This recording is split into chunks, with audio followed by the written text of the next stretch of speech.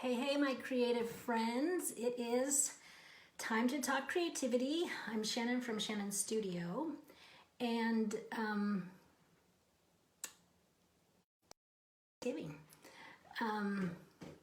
They don't usually sell turkeys. Well, first off, I talk a little bit about Swedish life or things, and then we get into the tip. So, I looked for turkeys before and they didn't have them. And then I saw them, Trisha, getting ready for Thanksgiving tomorrow, I would assume, Trisha.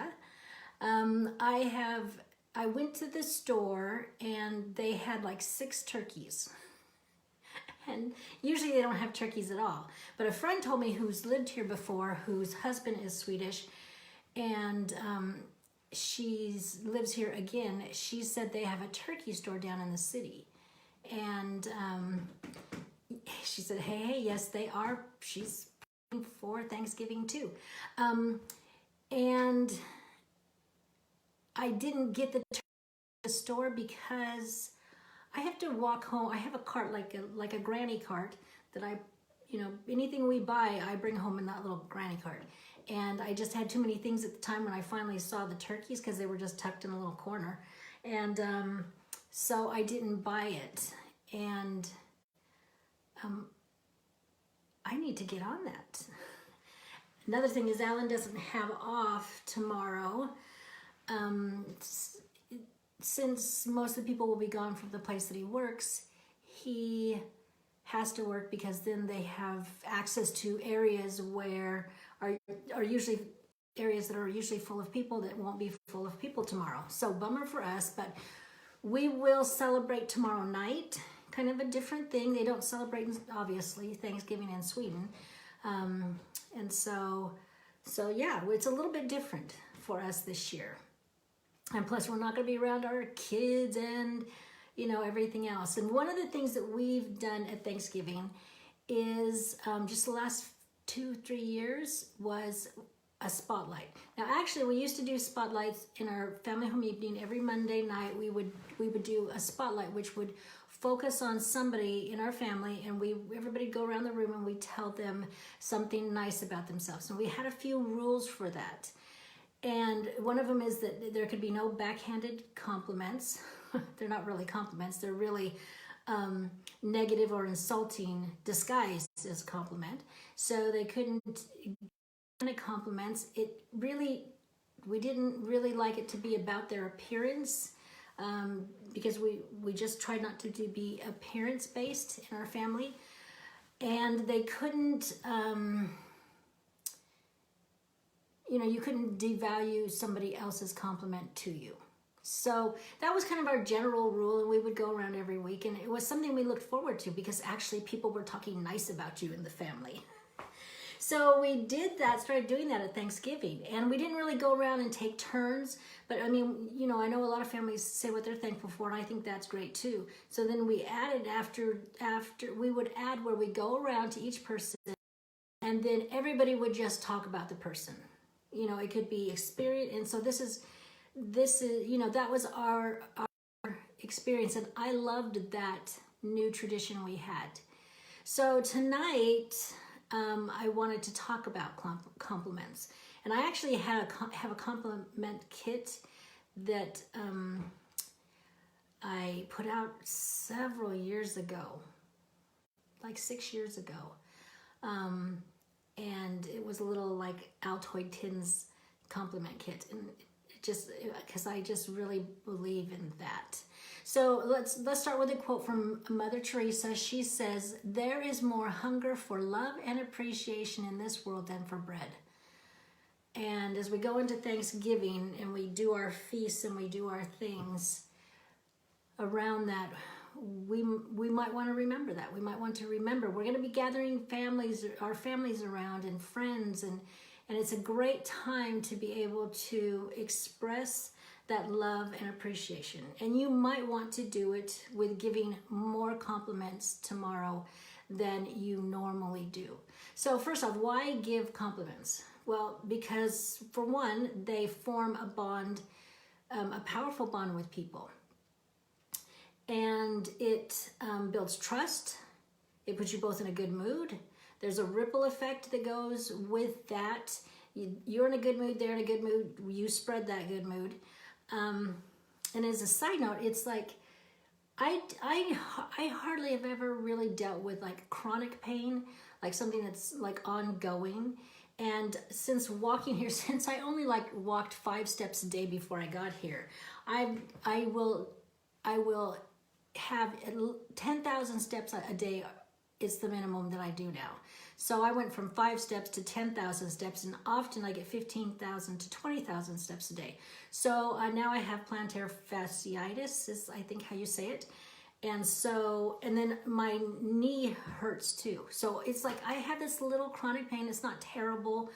And so, and I'm working on it, but I thought I never, and I can feel myself like being irritated and being, you know, chronic pain does that to people. And mine's not even like real chronic pain. And so that, and I know that what I'm saying and doing is spreading to people around me if I don't check myself. So if that spreads, then the things you say and compliments you give are going to have that ripple effect too. Then also it's the compliment. They have research about when somebody's doing something, it's some extra work, and you compliment them, they tend to do better even after the fact, after the compliment, not like just in the moment, but continue to do better. And so, you know, compliments will have that effect to make people want to do and be better. And then also with you start to look for behavior that is positive and good. And that is a total shift for when they start not focusing on the negative, but focusing on the positive, looking for the good for somebody. I try to see something good. I don't know. It seems like I was in this activity once where I had to give a compliment, different compliments, and I was put on the spot. And I remember thinking, you know, at least I knew the person. I was do that, but I thought, that's hard if you're not looking for the good, and if you're not have that mindset. So those are some of the reasons why. I'm sure you have more reasons why we give compliments. You can share those in the comments. So how to give a compliment, because it has to be genuine, sincere and genuine, because if it's not, a person knows that. They can feel it. It just doesn't, it backfires on you. And so it has to be sincere. It has to be genuine. It should be something about you that you admire or appreciate about that person. And the more specific you can be, the better, because that tells the person you really do value that, and you really do are applying it to them in their situation. You had it. So here, then it goes into what kind of compliments. So it will go into something that maybe an experience you had with them, a positive experience, naturally. You can talk about their character traits and some personality kind of character trait that they have. Compliments, it seems like that in research that men more compliment on materialistic things, and women compliment more on looks, appearance. So I would steer away from those two areas. I would go for more some kind of experience you've had with them, a character trait, some kind of observed act that you've seen. And that, I think, is such a surprise when you hear something like that, or can see something like that, and then actually share it with a person. And then what's special about them? That's another thing you can do. What's specifically special about them? So if you can, and this isn't always appropriate, but if you can, follow your hug up by a physical touch. So a hug, pat on the back, some kind of physical gesture, because what happens when you make a physical gesture like that, it releases oxytocin. And oxytocin is the moral molecule, or the trust molecule. and it's released in our brains and our blood, and it's only released through certain ways.